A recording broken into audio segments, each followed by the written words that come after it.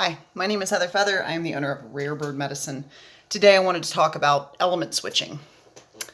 From a scientific perspective, you are made of, you could say many different elements. You're carbon-based and blah, blah, blah. But you have a solidity, a seeming solidity, a cohesive stability of mattering. So that would be earth elemental. There's an earth elemental, a clay component to the body, they would have said historically, but there's this quality of solidity, or like a cohesive being here-ness, which is the earth of my physicality. There is an air quality in the sense that everything is fundamentally comprised of 99.99999999994% emptiness. So as we go to look to the microcosm of one's being, we find that there is emptiness, is what we're fundamentally seeing. Seems to be here, is it? I don't know. I'm always like, I'm not here, I'm empty. So there's an air-like quality of being emptiness. Air has an emptiness to it. It's there, we use it, we breathe, but never going to see it under a microscope probably. There is a water quality. Our bodies have estimated 60 to 70% water. I don't know why that's so variant depending on what study you read, but Earth also 70% water. So the body of the Earth, same as our bodies, we have a liquidity, a liquid aspect of our being that is water-based, like the water that comprises our being. And in the same vein, there is a fire in our being, which is the life force energy. We are made of energy. There is a motion, there is a movement, there is an energetic dynamic that's present. We are the spirit of energy. So all four elements can be seen when we just look at the matrix of our being from a more scientific viewpoint, or just like looking at the facts of what's there. In that same vein, these four elements, fire, earth, air, and water, have been echoed in the annals of time in a wide variety of consciousness and aspects of consciousness for the two-legged here. Talked about it before and feel compelled to bring it back today. We're doing our tarot class tonight. We're starting with the fire element, starting with that spirit, that passion, that energy, and which is wands in the tarot. And these four elements that are present in astrology. Astrology has these four elements as well. Your fire signs, your air signs, your water signs, your earth signs. And fundamentally, if you study astrology, everyone is a matrix of them. You don't necessarily have access to all four elements in your chart. We know Heather is very low in the earth department, which is why I'm such a space cadet, bless me. But that being said, there is this quality of the four elements in astrology. There's this quality of four elements in your body. There's this quality of elements in the native tradition of the river spirit and the mountain spirit. There are, more earthen spirits and more fluid spirits. You can see this in feng shui. This is echoed in a lot of different variant focuses for two-leggeds here. And what those four elements are, they are the formula for manifestation. What you think about and feel about, you bring about. So what you think about, all those thoughts up there rolling around in your mind, you feel about, which leads to pentacles, manifest world of form, bring about. So air, swords, water, cups, pentacles, earth, manifested realm. And fire is where we have a new idea, where a passionate, energetic dynamic awakens a creative, inspired new idea. So if you keep thinking and feeling the same things, you're going to keep getting the same results. If you don't like the results, or you don't like any aspect of your life, just take a look at your thinking. Any aspect of your life, make a list. I don't like this, I don't like this. And then look at each topic and see what your thinking's been doing on it. So then you know exactly what work to do to get a new result. You fire up a new idea. Oh, I've been thinking very negativistically about each of these things I just put on the list. What would be the positive alternative? Maybe I need to embrace that not everybody evolves at the same rate, and forgive people for not being at my magnitude of evolution yet. Maybe that's some work I can do on some of these topics. But that's what we do, is we add in the element of fire. Now, if you're low in an element, that'll show up because, like, if you don't have any fire in your chart, you might find that you don't have this very activated, energetic presence, exercise, motivation might become more of a trial tribulation situation for you. Lots of Asians in there. Bless me. So I got plenty of fire. I'm Sagittarius cusping Scorpio with Leo cusping Cancer moon. So I'm fire water, like I've said before. I got plenty of fire. Heather's got energy. I always wake up like a squirrel. I'm like, what are we doing? Let's get it going. I always have a lot of fire. I'm very activated. And my duty throughout life, because I don't have a lot of earth, has been to slow down. My medicine to step towards wholeness has been to slow down. The reason I want to talk about element switching is because when you are heavy in certain elements and low in other elements, and I'm speaking more astrologically, but just in general, like if you have more air in your personality matrix, if you got a lot of air signs, so Gemini, Libra, Aquarius, you're going to be a thinker, and you might actually think about how you feel rather than feeling your feelings. If you're low in water and high in air, you're going to tend to think about how you feel. I think this feels like this. Well, thinking about how you feel is not feeling.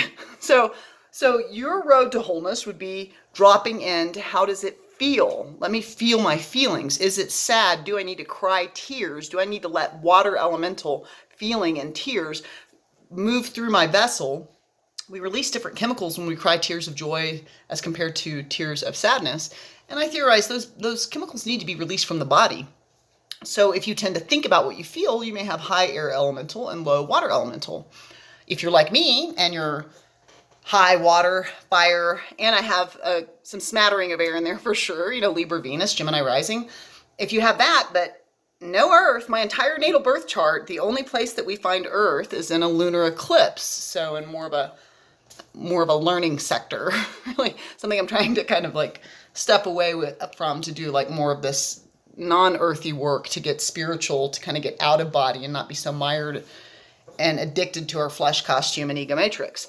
So it's great that I don't have earth. However, for Heather to walk in balance, and this has come through even in my Akashic Records readings, Heather needs to slow down. Slow it down. Let's think about it. Let's marinate. Now, I'm great at taking risk. I'm great at having wild gypsy fire blood, like, whee, I'm spin away. Like I'm moving right now. I've been here a little less than a year. Got my landlord to agree to let me leave a month and a half early so I can move to this other property I want to move to. And blessed in the move. And there's a quality in my life around learning to take care of my body, learning to care about my finances, so that's all the stuff now that I'm in my more mature years, I'm really working to activate.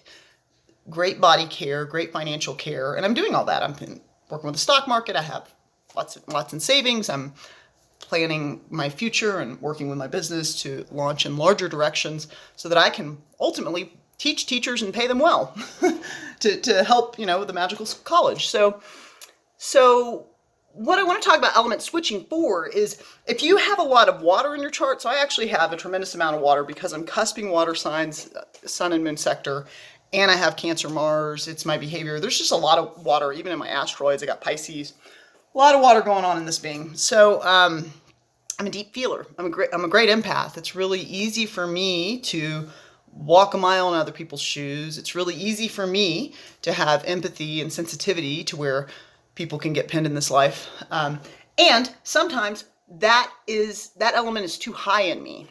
And I'm getting so sensitive that I'm sensitive to what others say. I'm sensitive to how they respond to me. If in the periods historically when I didn't have a lot of self-esteem or self-love and I had low self-esteem, I had such sensitivity that because I had the filter that I was unworthy of love, people could do stuff and I would be like, they probably don't love me. I probably am too much for them because I'm so weird. So sometimes you need to turn down the water. If you have your water elemental at 100 all the time and you're super sensitive to your environment and you're finding it difficult to go to the grocery store and you're dealing with overwhelm and social anxiety and you find it difficult to be around people that say anything negative and you feel very sensitive all the time, if you're an HSP like me, a highly sensitive person, which is like 20% of the population, and there's a phenomenal film, I think it's called Sensitive, that Alanis Morissette was in that really touches beautifully on what an HSP is, if you want to look into that or take the quiz on it.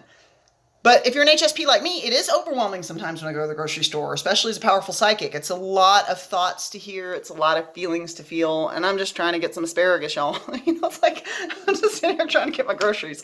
Just need some berries. And instead I'm processing that person's anger at their mate, this person's depression, that person's apathy, and it's just like, I just want produce. So element switching is where if Heather is in a watery phase, right now I'm having my moon time, definitely lots of water, lots of emotion bubbling up. I'm Sagittarius. We just had that Sagittarius supermoon, certainly influencing me. So for me, the focus would be to invoke and invite air before I go to the grocery store to cool the heart, just deal with cool, cold thoughts. If I find myself in a very watery, sensitive place regarding another person or what, a lot of my life, a lot of my sadness has revolved around like, what did they think? Did they misunderstand? Did they not? Because it feels like, because I can psychically feel sometimes a negative response from two-leggeds. And it's like, oh, they didn't get me, or they didn't understand love was the core of what I was talking about there, or was I not careful enough in choosing my words? And it's become my understanding from my Dharma, which is based in truth. I sometimes trigger and activate people. And boy, howdy do I ever. But none of that sensitivity around what another thinks of me I feel like I'm just wasting time worrying about what other minds think. What your mind thinks has to do with your filter, your value system, your experiences. I'm not in control of it. I don't want to be in control of it. Never going to anyhow. And why would I waste my time being deeply concerned about a darkened thought in your mind? So I element switch. Sometimes I'm blessed, and I think it's because I work with angels a lot, and sometimes they just kind of, since I work with them, they work with me and sometimes offer me the grace of a freeing thought. But sometimes when my mind goes dark and I'm like, was there a miscommunication? Did I hurt their feelings? Do they understand? Blah, blah, blah. When I'm doing that, sometimes it's like, another option would be to just not care. And it seems like terrible advice to tell someone to not care, but sometimes when you're overly caring, you actually do need to rein that in and just don't worry about it. Not your problem. That's not your problem how they choose to respond to life. Their evolution, their growth, their work it's not up to you. So if they've chosen to judge you, that's their breakdown. May they be blessed. May they work on it. If you have too much fire, like I said, you can drive real fast like I do. Bless me. May I slow down and get more earthy? I'm working on grounding in a lot, my root chakra.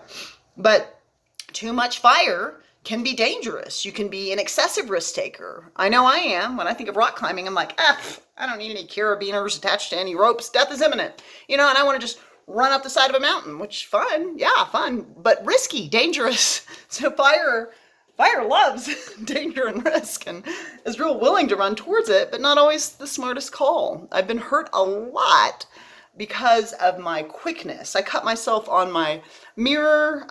Just yesterday, I just cut my finger pulling things out of the wall. I bruised my knuckle by waving my hand in the air. That was all I did, is wave my hand and it bruised my knuckle. So sometimes the rapidity with which I move, the speed at which I move at, is too fast, and it's actually not medicinal, and it would serve me to slow down. You have too much earth, you might be too slow, too plodding. You might actually miss opportunity. So if you're real slow and plodding and really weighing decisions and really hemming and hawing about the right thing, you have too much earth elemental, you might find opportunities literally run out the door from you, because opportunity knocks and it's got other doors to pass to if you don't answer the door. So too much earth elemental and you'll miss chances. I had lots of opportunities and experiences because I got a lot of fire. So opportunities knocking, I'm always there to answer the door. But so that's something that can be missed. Too much air and you just get stuck in your thoughts. You're just thinking. What do I think about what I think? I've been told a lot. I'm super meta. I think about what I think about. So too much air can get you too stuck in your head, and it actually can prevent you from feeling the beauty of your life. Are there any elements that it's time for you to switch?